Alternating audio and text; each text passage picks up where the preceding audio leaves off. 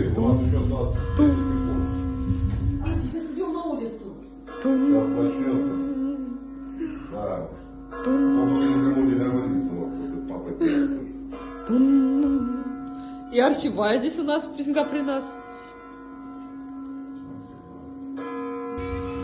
Самое главное, что у нашей семье был мир и здоровье. Пошли.